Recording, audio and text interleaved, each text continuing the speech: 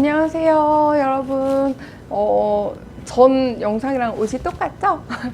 찍어보는 김에 두 개 찍어봤어요. 오늘은 이번 영상은 제가 예물에 대해서 좀 말씀을 드릴게요. 제가 이제 얼마 전에 보통 벌써 3개월 지났죠. 그 아크레도 청담점 갔다 온 영상을 통해서 연락 주신 분들이 많아서 제가 그러면 예물에 대해서 그냥 통틀어서 한번 영상을 찍어보는 것도 좋을 것 같다 생각이 들었어요. 그래서 오늘은 좀 간단하게 예물 금액대가 얼마인지 그리고 어디를 가야 되는지에 대해서 좀 설명을 해드릴게요. 그럼 시작할게요.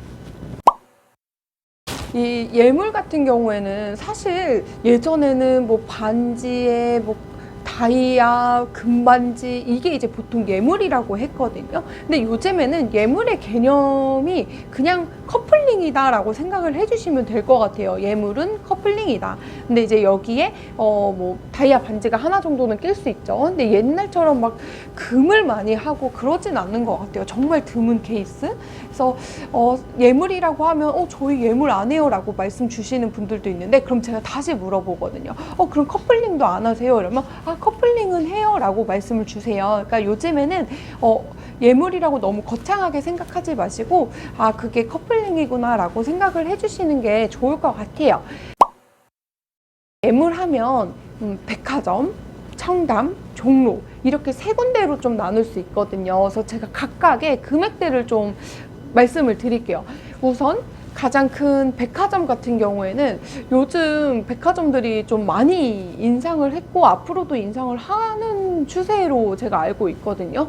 까르띠에 러브링 같은 경우는 신랑 신부님 2개 해서 못해도 한 300 이상. 근데 이제 뭐 사실 결혼 반지다 보니까 기본보다 이렇게 다이아가 콕 하나 박힌 거 그거를 많이 하시는데, 그렇게 하게 되면 이제 백화점은 거의 500만 원 이상 들어가고, 뭐 아이스 큐브링이라던가 뭐 불가리 B01 이렇게 하게 되면은 보통 진짜 신랑 신부님 거 하시면 500 이상. 그러니까 백화점이다 라고 생각하면은 두 분에서 500 이상은 생각해 주셔야 되는 것 같아요, 요즘에는. 그리고 두 번째는 이제 청담 같은 경우에는 평균 한 200에서 300만 원 정도대에서 진행을 많이 하시는 것 같아요. 근데 물론 청담도 디자인에 따라서 뭐 100만 원 후반대도 있고 정말 뭐 커플링만 400만 원 이상대도 있기는 하거든요. 근데 이제 대체적인 평균가는 한 200에서 300 정도 되는 것 같고, 그러면 종로로 넘어오면 제가 최근에 뭐 90만 원에 하셨다고 한 분도 계셨거든요. 근데 이거는 사실 좀 드문 것 같고, 평균적으로 한 120에서 200만 원 안쪽으로 진행을 가장 많이 하는 것 같아요, 종로권은. 그러니까 쉽게 말해서 500만 원, 300만 원, 150만 원 요 정도로 생각하시면 좋을 것 같아요. 그럼 일단 각각의 좀 장단점을 말씀을 드릴게요. 일단 아무래도 이제 백화점의 장점은 명품, 그러니까 고가의 브랜드잖아요. 명품이라는 거에 대한 값어치가 좀 있다라고 생각하시는 분들도 있는 것 같고, 그리고 이제 청담으로 오게 되면 청담은 대부분 커스터마이징이 돼요. 그러니까 저도 이거는 결혼 반지가 아니지만 제 결혼 반지도 A와 B의 디자인을 합쳤거든요. 그러니까 이렇게 다 조율을 해주셔요. 그래서 정말 흔하지 않은 이 세상에 하나뿐인 반지를 갖고 있을 수 있는 그런 좀 특별함이 있는 것 같아요, 청담은. 그 종로 같은 경우에는 아무래도 가장 큰 장점은 이제 금액이죠. 금액이 워낙 좋다 보니까 요즘에 또 가성비 있게 결혼 준비 많이 하시잖아요. 그래서 저는 뭐 디자인에 대해서 크게 차이를 못 느끼겠어요 하시는 분들은 이제 종로에서도 많이 진행을 합니다. 이게 각각의 좀 장점이면 좀 단점도, 이거는 단점은 제가 생각하기에 단점이니까 참고만 해주시면 좋을 것 같아요. 제가 생각하기에 이제 백화점 브랜드의 단점은 아무래도 좀 예쁘죠. 고급스럽고. 근데 일단은 뭐 가장 큰 단점은 일단 비싸다. 금액대가 좀 높고, 그리고 두 번째는 사실 좀 흔하다. 예를 들어서 정말 까르띠에 러브링 같은 경우에는 이제 회사 가시면 까르띠에 러브링 끼고 계신 분들 정말 많을걸요. 그리고 이제 저희 플래너들 중에서도 결혼 반지 말고 그냥 내가 나에게 주는 선물로 까르띠에 러브링 끼는 플래너들도 있어요.